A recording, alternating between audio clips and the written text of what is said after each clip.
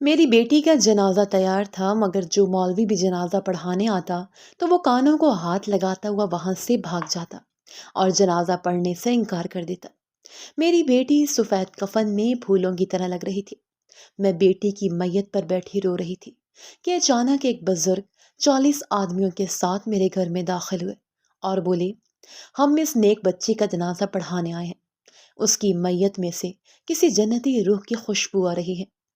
انہوں نے میری بیٹی کا جنازہ پڑھایا اور اسے اپنے ہاتھوں سے قبر میں دفن کیا، مگر اس وقت میرا کلیجہ پھٹ گیا جب میری بیٹی شام کے 7 بج گئے تھے، مگر میری بیٹی اسما ابھی تک مدرسے سے واپس اپنے گھر نہیں آئی تھی۔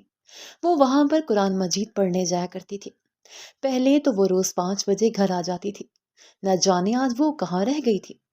مجھے اپنی 14 سالہ بیٹی کی فکر ستائی جا رہی تھی۔ میں نے سر پر چادر لی اور مدرسے کی طرف بھاگ پڑی۔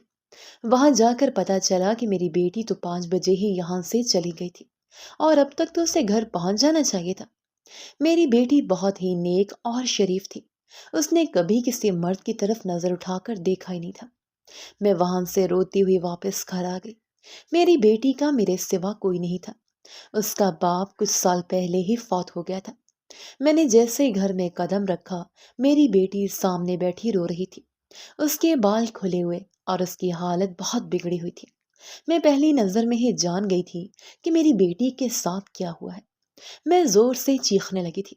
میری آواز سن کر محلے کی چند عورتیں بھی باہر آ گئی تھیں اور کہنے لگیں، رخسانہ باجی اتنا کیوں چلا رہی ہو؟ خیر تو ہے؟ میں روتے ہوئے بولی، میری بیٹی کی یہ حالت دیکھو، کیا ہوا ہے اسے؟ اس عورت نے میری بیٹی کو سر سے پاؤں تک گھور کر دیکھا اور پھر لمبی سانس بھر کر کہا، اس بیچاری کی حالت سے لگتا ہے کسی نے اس کے ساتھ زیادتی کی ہے۔ اتنے میں ایک اور عورت بولی، تمہیں کیا اپنی بیٹی کے کارناموں کی خبر نہیں تھی؟ یہ خود کسی کے ساتھ منہ کالا کر کے آئی ہے اور اب دیکھو کیسے معصوم بنی بیٹھی ہے۔ ان عورتوں کی باتیں مجھ سے برداشت نہیں ہو رہی تھی۔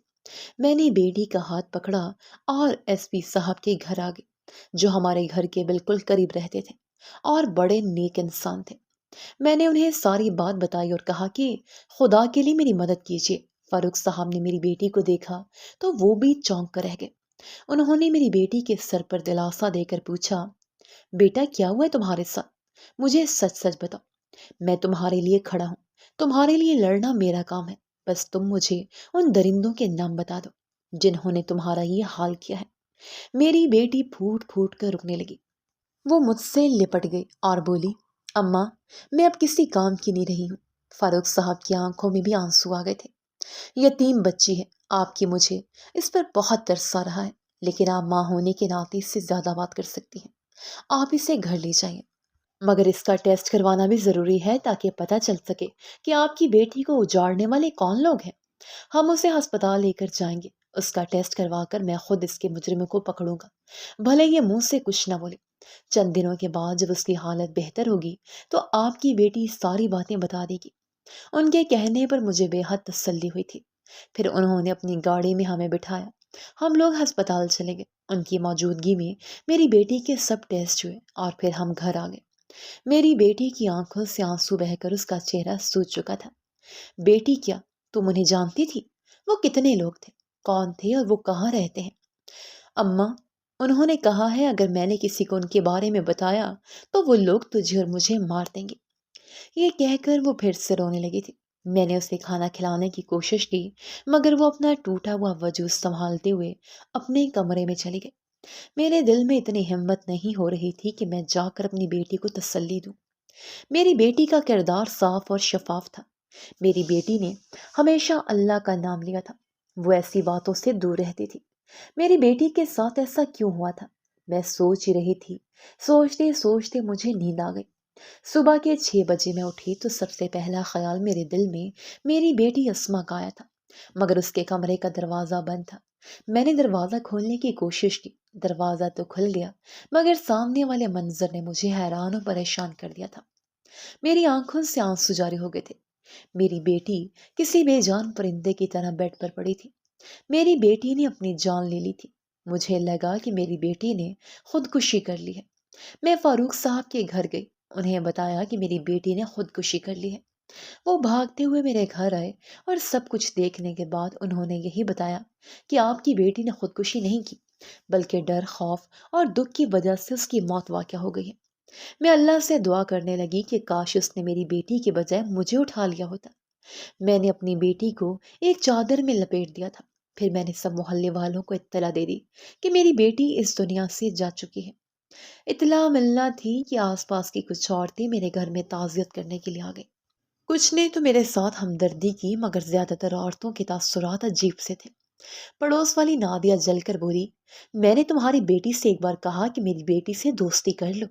کہنے لگی کہ میں ایسی لڑکیوں کے ساتھ ہاتھ نہیں ملاتی، اور دوستی تو دور کی بات ہے، جو لڑکیاں سارا دن لڑکوں سے باتیں کرتی رہتی ہیں۔ دیکھو اب بیچاری کا اپنا کیا حال ہوا ہے۔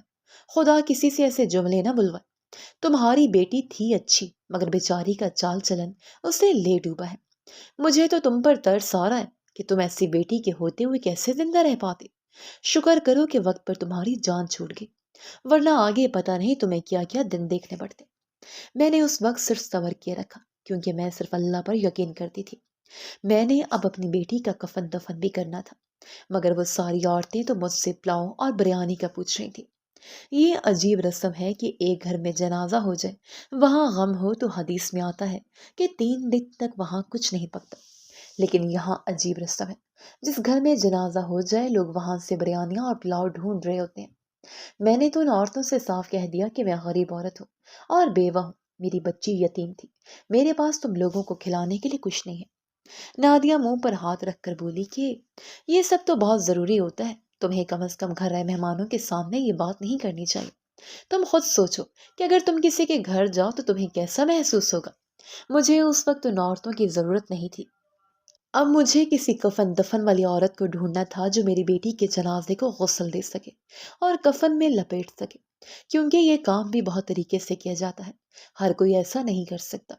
میں جیسے ہی گھر سے باہر جانے لگی تو کچھ عورتیں میری بیٹی کا جنازہ اٹھانے کے لیے آگے بڑھیں اور بولی کہ ہم غسل دے دیں گے، لیکن تم دیکھ لینا، اس کے جنازے میں تمہیں بہت مشکلات ہوں گی، یہ تو مر کر بھی تمہارے لیے بے چینی کا ذریعہ بن گئی۔ مجھے ان عورتوں کی باتوں پر کوئی یقین نہیں تھا، کیونکہ میں اپنی بیٹی کی پاکیزگی کی خود گواہ تھی۔ بہرحال میری بیٹی کو غسل دیا گیا۔ تھوڑی دیر کے بعد جن عورتوں نے غسل دیا وہ باہر آئیں تو کانوں کو ہاتھ لگانے لگی۔ توبہ توبہ، تمہاری بیٹی اگر زندہ بھی رہتی تو کسی کام کی نہ رہتی، تم نے تو اپنی بیٹی کو کھلے عام چھوڑ رکھا تھا۔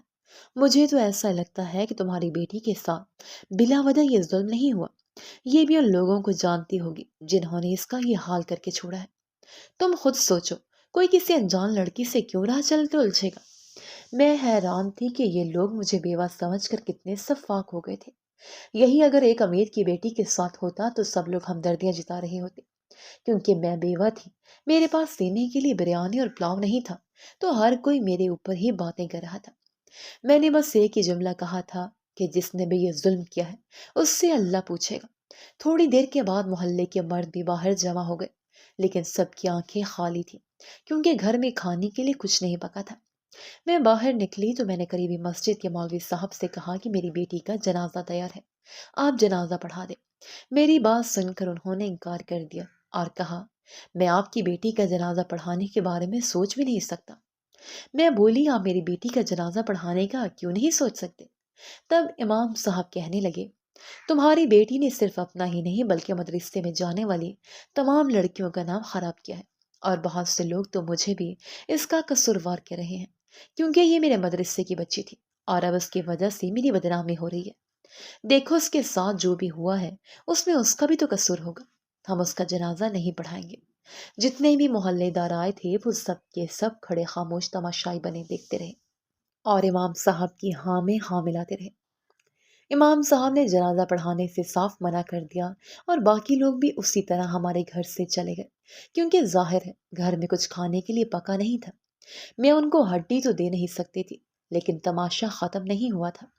جیسے جیسے لوگوں کو پتہ چلتا کہ میری بیٹی کفن میں پڑی ہوئی ہے اور اس کا جنازہ پڑھانے والا کوئی نہیں ہے، کسی میں جرت نہیں تھی کہ وہ کہیں دور جا کر کسی اور مولوی صاحب کو بلا لیں، بس اب اسے 4 کندھوں پر اٹھا کر قبر تک لے کر جانا تھا، لیکن ان ظالموں سے وہ بھی نہیں ہو رہا تھا۔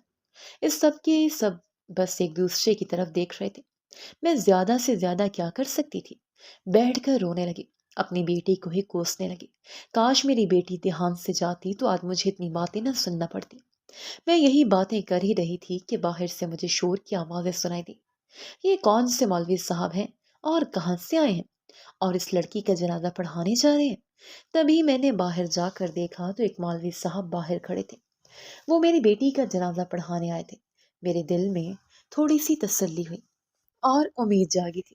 مجھے لگا شاید وہ بھی ثواب اور گناہ کے چکر میں پڑ جائیں گے، مجھ سے حساب لیں گے کہ تمہاری بیٹی اس حالت کو کیسے پہنچی ہے، لیکن ایسا نہیں تھا۔ مولوی صاحب بہت سنجیدہ چہرے کے ساتھ میری بیٹی کا جنازہ پڑھانے کے لیے، اس کے جنازے کو کندھا دینے کے لیے آئے تھے۔ مگر حیرت کی بات تو یہ تھی کہ ان کے ساتھ 40 لوگوں کی جماعت بھی آئی تھی، جنہوں نے سفید کپڑے پہن رکھے تھے۔ میں انہیں غور سے دیکھنے لگی تھی۔ انہوں نے سفید پگڑیاں پہن رکھی تھی، اس سفید چولا نما کپڑے جنہیں دیکھ کر لگتا تھا کہ یہ لوگ بہت صاف ستھرے ماحول سے آئے ہیں۔ ایسا تو کبھی میں نے نہیں دیکھا تھا کہ ہمارے محلے میں کوئی صاف ستھرا شخص آ جائے۔ یہ سب لوگ نئے تھے، یہاں پہلے کسی نے انہیں نہیں دیکھا تھا۔ یہ غریبوں کا محلہ تھا، مگر ان لوگوں کے کپڑے صاف ستھرے اور چمک رہے تھے۔ ایسا لگتا تھا کہ ان کے کپڑوں سے روشنی نکل رہی ہو۔ میرا دل مطمئن ہو گیا تھا کہ اتنی اچھی جماعت میری بیٹی کا جنازہ بڑھائے گی تو کم از کم میری بیٹی پر لگنے والے داغ کچھ تو کم ہو جائیں گے۔ میں نے فخر سے ان عورتوں کو دیکھا اور کہا کہ دیکھ لو، میری بیٹی کا جنازہ پڑھانے کے لیے مولوی صاحب 40 لوگوں کو لے کر آئے ہیں۔ وہ عورتیں پھر سے مجھ پر طنز کرنے لگی۔ ہاں، تم نے ہی کچھ روپے پیسے دیے ہوں گے۔ ان عورتوں نے بجائے میری حوصلہ افزائی کرنے کے مجھے ایک اور تانا دے مارا تھا، پر اب پتہ نہیں کیوں میرے دل میں ایک سکون سا اتر آیا تھا۔ مجھے اب اپنی بیٹی پر ترس بھی نہیں آ رہا تھا۔ جب میں نے اس کا چہرہ دیکھا تو اس پر بہت سارا نور تھا۔ یوں لگتا تھا جیسے میری بیٹی ایک نورانی چہرے والی وہ خود بزرگ ہستی ہو۔ اس کے چہرے پر کوئی غم نہیں تھا۔ زخموں کے نشان حیرت انگیز طور پر بہت کم ہو گئے تھے۔ میری بیٹی کے وجود سے نہ ہی بدبو آ رہی تھی اور نہ ہی کوئی اور ایسی نشانی تھی جس کی وجہ سے میں پریشان ہوتی۔ پھر وہ بزرگ جو میری بیٹی کا جنازہ پڑھانے آئے تھے مجھے کہنے لگے، یہ لڑکی کوئی جنتی روح ہے، اس کی میت سے کسی جنتی روح کی خوشبو آ رہی ہے، اسی وجہ سے ہم اس کا جنازہ پڑھانے آئے ہیں۔ اس کے بعد ان لوگوں کے جماعت نے ہمارے گھر سے میری بیٹی کا جنازہ اٹھایا اور باہر چلے گئے۔ میری بیٹی کے جنازے کے پاس بنی ہوئی گراؤنڈ میں ہی لے جایا گیا تھا۔ محلے میں آباد لوگوں کو بھی شرم آ چکی تھی۔ وہ لوگ بھی مولوی صاحب کی بات سن کر ان کے پیچھے چلتے ہوئے گراؤنڈ میں پہنچ گئے تھے۔ میں حیران تو اس بات پر تھی، مولوی صاحب کے پاس کوئی مائک یا پھر کوئی اسپیکر نہیں تھا، لیکن ان کی آواز بہت بلند تھی۔ اتنی بلند اور خوشنما آواز کسی نے آج تک نہیں سنی تھی۔ میرے دل کو ایک سکون حاصل ہو رہا تھا۔ میرے ذہن میں میری بیٹی کا مسکراتا ہوا چہرہ ابھر رہا تھا۔ ایسے لگتا تھا کہ میری بیٹی مجھے کہہ رہی ہو کہ اماں، تم غم نہیں کرو، میں سرخرو ہو گئی ہوں۔ اس بزرگ نے میری بیٹی کا جنازہ پڑھایا اور پھر اسے خود قبرستان لے گئے اور اسے اپنے ہاتھوں سے خود قبر میں دفنایا۔ میں تو وہاں پر نہیں گئی تھی، پر لوگوں کا کہنا تھا کہ میری بیٹی کی قبر سے خوشبو آ رہی تھی۔ اب میرے گاؤں کے لوگ شرمندہ ہو رہے تھے اور میری بیٹی کو معصوم کہہ رہے تھے، حالانکہ یہی لوگ تھے جو کچھ دیر پہلے میری بیٹی پر تہمت لگا رہے تھے اور کہہ رہے تھے کہ میری بیٹی بہت گناہ گار ہے، جبکہ میں جانتی تھی کہ میری بیٹی پاک دامن تھی، اس کے ساتھ کسی نے ظلم کیا تھا۔ خیر، اب میرے گھر سے سب لوگ جا چکے تھے۔ میں مطمئن ہو گئی تھی، میری بیٹی کا جنازہ پڑھایا جا چکا تھا اور اسے دفنا بھی دیا گیا تھا۔ مگر وہ مولوی صاحب کون تھے اور کہاں سے آئے تھے؟ میرے ذہن میں یہ سوال بار بار آ رہا تھا۔ جب وہ جانے لگے تو میں نے پوچھ ہی لیا۔ اب وہ کہنے لگے کہ ہم سب عائشہ مسجد سے آئے ہیں۔ عائشہ مسجد تو ہمارے گاؤں سے دور تھی، مگر وہ بہت بڑی مسجد تھی، وہاں ہر وقت بہت رش رہتا تھا۔ میرے ذہن میں بہت سارے خیالات آ رہے تھے کہ میں جا کر مولوی صاحب کا شکریہ ادا کروں گی اور ان سے بات کروں گی کہ انہوں نے میری عزت رکھ لی، ورنہ آج کل سب لوگ بس خاموش تماشائی بنے رہتے ہیں۔ عائشہ مسجد میرے گھر سے دور تھی، میں نے مولوی صاحب کو جا کر کہا بھی نہیں تھا، مگر وہ پھر بھی میری بات سنے بغیر ہی میرے گھر آ گئے تھے۔ میں مولوی صاحب کا شکریہ ادا کرنا چاہتی تھی۔ ایسے ہی 2 دن گزر گئے اور تیسرے دن میں عائشہ مسجد کی طرف چل پڑی تھی۔ میں نے راستے میں سے کچھ فروٹ وغیرہ لے لیے تھے۔ وہاں پہنچی تو عصر کا وقت ہو چکا تھا۔ اس وقت ایک مولوی صاحب اذان دے رہے تھے۔ میں نے سوچا کہ بس میں انہیں یہ سوغات پیش کروں گی۔ वो अपने करीबी बच्चों को भी खिला देंगे और यूं मेरी तरफ से शुक्रिया भी अदा हो जाएगा। मगर मैं जैसे ही अंदर गई तो ये देखकर मायूस हुई कि वहां तो एक जवान सा लड़का खड़ा था जो अजान दे रहा था। मैंने उस लड़के से मौलवी साहब के बारे में पूछा कि वो कहाँ गए हुए हैं और कब आएंगे। वो लड़का मेरी बात सुनकर मुझे कहने लगा, वो तो एक हफ्ते से कराची गए हुए हैं। मैंने कहा कि 3 दिन पहले वो मेरी बेटी का जनाजा पढ़ाने आए थे और उनके साथ 40 आदमियों का लश्कर भी था। सबने सफेद रंग के सूट पहने हुए थे। और तुम मुझसे झूठ बोल रहे हो? मैंने खुद उन्हें देखा था और तुम कहते हो कि वो एक हफ्ता पहले कराची चले गए थे। वो लड़का शायद मुझे पागल समझ रहा था, मगर मैंने उसे यकीन दिलाया कि मैं सच कह रही हूँ। और फिर उससे मैंने सारा माजरा भी सुना दिया था। मगर उसकी बात अब भी वही थी। वो मुझसे कहने लगा, वो कैसे आ सकते हैं और उनके पास इतना वक्त नहीं होता कि वो जनाजे पढ़ाएं। आपको कोई गलत फहमी हुई है। उसकी बात सुनकर मैं सख्त हैरान हुई थी। क्या यहाँ पर कोई मदरसा नहीं है? कौन सा मदरसा मोहतरमा? यहाँ पर तो कोई मदरसा नहीं है। मौलवी साहब यहाँ कभी कभी वास करने आते हैं। यहाँ ज्यादातर मैं ही होता हूँ और उन्होंने तो आज तक हमसे नहीं कहा कि वो किसी जनाजे में जाएंगे। और आप कह रही हैं कि आपकी बेटी 3 दिन पहले फौत हुई है। तो ऐसा नहीं हो सकता कि वो आपकी बेटी के जनाजे में आए हों। अल्लाह ताला आपको सब्र जमील अता फरमाए। लेकिन ऐसी कोई बात नहीं है। ये मस्जिद है, मदरसा नहीं है। हाँ, अलबत्ता ये मस्जिद बहुत बड़ी है। अक्सर लोग समझते हैं यहाँ पर कोई मदरसा होगा, मगर यहाँ कोई मदरसा नहीं है। पर आप भी जानती हैं कि ये मेन रोड के पास बनी हुई है, इसलिए यहाँ पर बहुत ज़्यादा रौनक होती है। और ये आपके गांव से दूर है, इसलिए वहाँ के ज़्यादा लोग यहाँ नहीं आते। मैं तो यहाँ का सरकारी मुंतजिम हूँ। कभी कभी यहाँ कोई तकरीब या महफिल करवा देता हूँ। लड़के की बातें मेरे कानों में पड़ रही थी पर दिमाग में नहीं जा रही थी। मुझे समझ नहीं आता था कि ये सब क्या हुआ था। फिर मेरे दिल में एक ही ख्याल आया कि अल्लाह ताला ने मेरी बेटी की इज्जत खुद रखी थी। मेरी बेटी का कसूर कोई नहीं था। वो तो बहुत मासूम थी। मैं उस लड़के का शुक्रिया अदा करके वापस आ गई थी। चंद दिनों बाद मेरी बेटी को बर्बाद करने वाले मुजरिम भी पकड़े गए थे। वो हमारे गांव के कुछ आवारा लड़के थे जो गांव की लड़कियों पर बुरी नजर रखते थे। और मेरी बेटी उन दरिंदों का निशाना बन गई थी। वो 3 लड़के थे जो एसपी फारूक साहब ने पकड़े थे। उनके वालिदैन ने फारूक साहब को बहुत से पैसे और जमीनों की ऑफर दी थी, मगर उन्होंने सख्त ठुकरा दी। उन्हें अदालत में पेश कर दिया और अदालत में उन्हें 10 साल की सजा हो गई थी। एसपी फारूक भी बहुत शर्मिंदा थे। उन्होंने मेरी बेटी के मुजरिमों को तो पकड़ लिया था, मगर मेरी बेटी की जान वो नहीं बचा पाए थे। बस उनसे कोई गिला नहीं था। आज इस बात को 5 साल गुजर गए। गांव वालों को वो इमाम साहब और उनके साथ जो लश्कर आया था वो कभी फिर दिखाई नहीं दिए। और मैं आज तक अल्लाह ताला के उस काम में छुपी मसलहत को समझने से कासिर हूँ। जी तो दोस्तों, कैसी लगी आपको हमारी आज की कहानी? अगर आपको हमारी आज की कहानी पसंद आई है तो हमारे चैनल को सब्सक्राइब करके वीडियो को लाइक करें और बेल आइकन क्लिक कर लीजिए। मिलते हैं अपनी अगली स्टोरी के साथ। तब तक के लिए अल्लाह हाफिज।